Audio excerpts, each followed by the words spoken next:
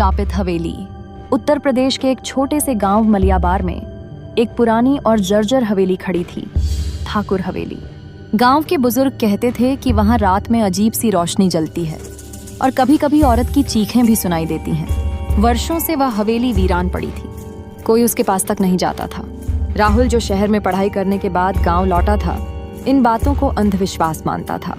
उसका दोस्त अर्जुन, जो गांव में ही रहता था, ने उसे समझाया, राहुल, उस हवेली में ठाकुर साहब की बेटी चंपा की आत्मा भटकती है। कहते हैं उसने वहां खुदकुशी की थी। राहुल हंसा, अरे यार, भूत प्रेत कुछ नहीं होता। मैं तो कल उस हवेली में जाऊंगा और रात भी वहीं बिताऊंगा। अर्जुन घबरा गया, पागल हो क्या? कोई वहां रात नहीं बिताता, जो गया वो कभी लौटा नहीं। राहुल ने बात नहीं मानी। अगले दिन शाम को वह एक टॉर्च, कुछ खाने का सामान और कैमरा लेकर हवेली की ओर निकल पड़ा। हवेली का पहला सामना। हवेली सचमुच डरावनी थी। टूटी हुई दीवारें, जालों से भरे कमरे और एक भयानक सन्नाटा।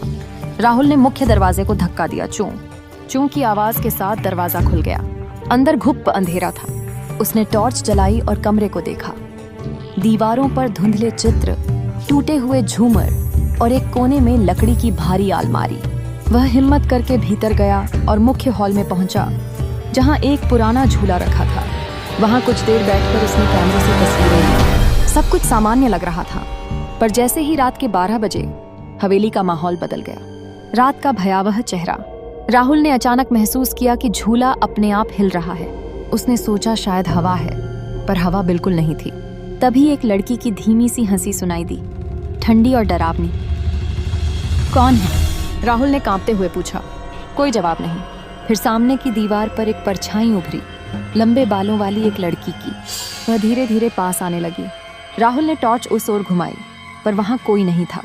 तभी उसके कानों में एक फुसफुसाहट गूंजी। तुमने मेरी नींद क्यों तोड़ी? राहुल के रोंगटे खड़े हो गए। वह भागने के लिए दरवाजे की ओर दौड़ा, लेकिन दरवाजा बंद था। अंदर से उसने पूरी ताकत लगाई, पर वह नहीं खुला। चंपा की सच्चाई। आवाज फिर आई, मुझे मेरा इंसाफ चाहिए। राहुल पलटा तो सामने एक धुंधली आकृति खड़ी थी, सफेद साड़ी में, बिखरे बाल और सूनी आंखों वाली लड़की। वह चंपा थी। उसने कहा, मैं ठाकुर की इकलौती बेटी थी। मुझे एक नौकर से प्यार हो गया। जब बाबूजी को पता चला, उन्होंने मुझे हवेली में कैद कर दिया और एक रात उन्होंने उसी कमरे में मेरा गला घोंट दिया। उन्होंने सबूत मिटाने के लिए मेरी लाश को पिछवाड़े के कुएं में फेंक दिया। राहुल ने घबराकर कहा, तुम मुझसे क्या चाहती हो? चंपा बोली, मेरी आत्मा तभी मुक्त होगी जब मेरे हत्यारे का सच दुनिया के सामने आएगा। तुम वो आखिरी इंसान हो जो मेरी कहानी सबको बता सकता है। अगर तुमने ऐसा ना किया तो मैं कभी तुम्हें चैन से नहीं जीने दूंगी। अचानक हवेली की दीवारें कांपने लगी, झूमर झूलने लगा और खिड़कियों से तेज हवा चलने लगी। राहुल बेहोश हो गया। सवेरा और सच्चाई का उजाला। अगली सुबह गांव वालों ने राहुल को हवेली के बाहर बेहोश पड़ा पाया। उसे होश में आने में कई घंटे लगे। जैसे ही वह ठीक हुआ, सब कुछ सामान्य गांव के पंचों और पुलिस को चंपा की कहानी बताई और आदित्य शहर पहले तो किसी ने यकीन नहीं किया। लेकिन एक रात पर जब हवेली के पिछवाड़े खुदाई की गई कर रहा था, तो वहां से एक कंकाल लाल आंखें और एक टूटा झलकने लगी, जिस पर चंपा खुदा। मुझे मुक्ति कौन देगा? पुलिस ने रिकॉर्ड खंगाले और पाया कि उस दौर में ठाकुर साहब की बेटी चंपा या नई शुरुआत सच में अचानक लापता हुई थी और किसी ने खोजने की कोशिश तक नहीं की थी। उसके पिता अब जीवित नहीं थे, पर उनका सच सामने आ गया। अंतिम मुक्ति। रात में राहुल को फिर एक सपना आया। चंपा एक बगिया में खड़ी मुस्कुरा रही थी।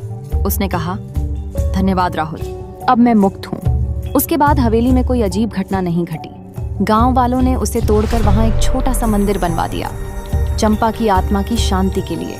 राहुल जानता था, कुछ डर सिर्फ डर नहीं होते, कभी कभी वो न्याय की पुकार होते हैं। समाप्त।